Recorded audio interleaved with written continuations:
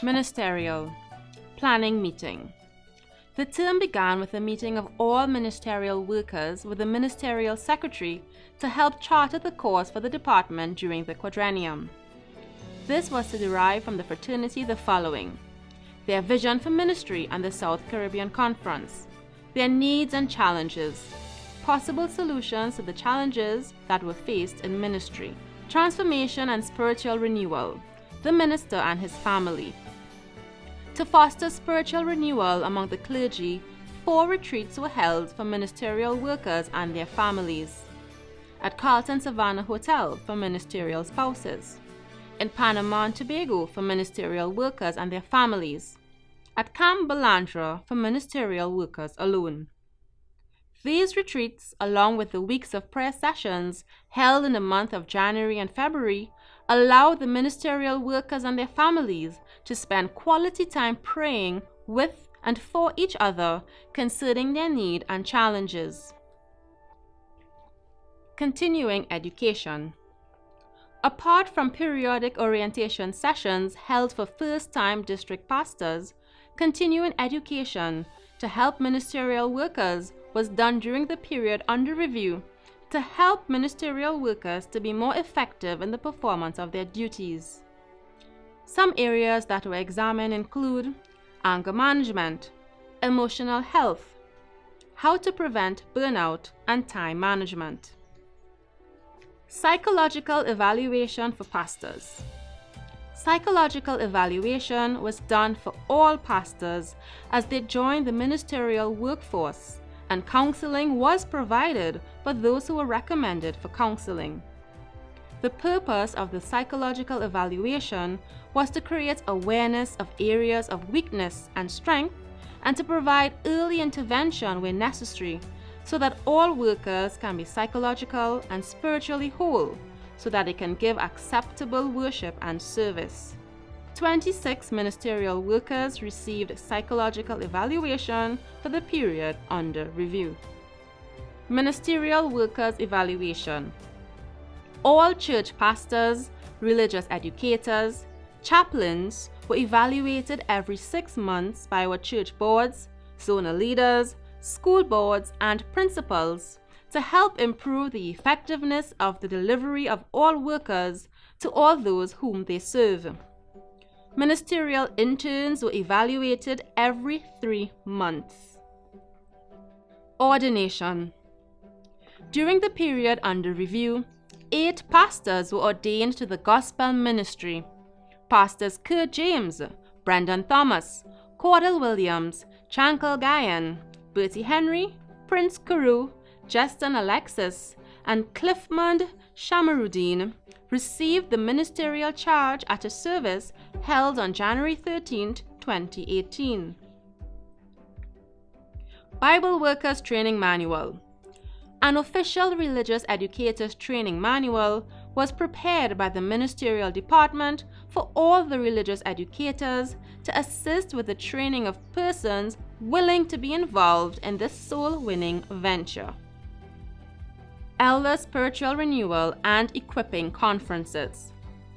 Elders conferences were held on the 3rd Sabbath of every year during the years 2016 to 2018 to provide spiritual renewal, personal transformation, empowerment, and fellowship for all our church elders. A total of 1,900 elders attended the conferences during the 3 years. Prayer Ministries.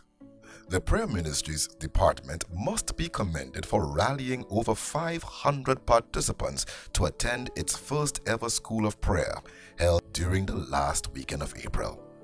Pastor Samuel Telemack, Director of Mission at the Inter-American Division, was at hand to guide and motivate this army of prayer warriors into a richer and more fulfilling prayer ministerial life. Demonstrating their unbridled passion for prayer, over 200 warriors once again returned in October and converged at the Balandra facility during the annual prayer conference held on the final weekend of October. Public Affairs and Religious Liberty, PARL.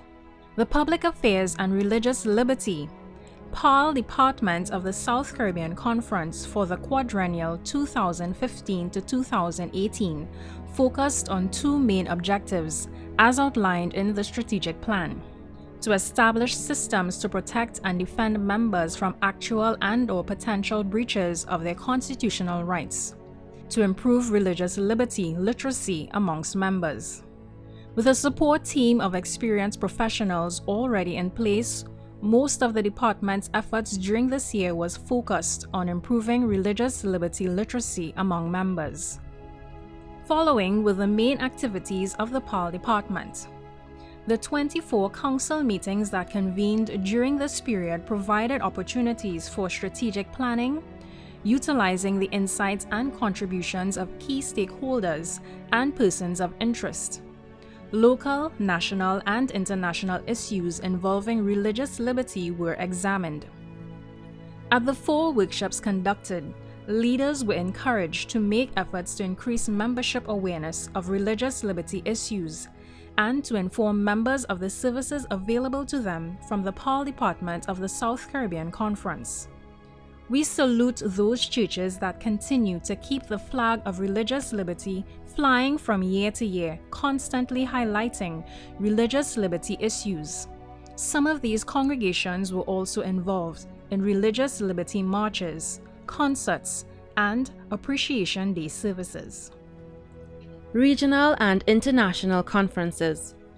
During the period August 22nd to 24th, 2017, 8 delegates attended the World Congress of the International Religious Liberty Association, IRLA, in Fort Lauderdale, USA, where persons representing various religious organizations around the world met to discuss religious freedom and the hope for peaceful coexistence. At this conference, 10 religious freedom advocates from around the world were honored, including international scholar W. Cole Durham of the Office of the General Counsel at General Conference of Seventh-day Adventists.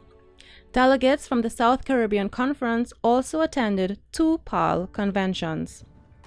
The Caribbean Religious Liberty Association, CARLA, held its 2017 convention in St. Kitts and its 2018 convention in Georgetown, Guyana, where delegates would have benefited from discussions on the dynamic role of attorneys in the liberty arena, peaceful coexistence, the challenge for diversity, issues of social restrictions, prophetic preaching, and developing technology.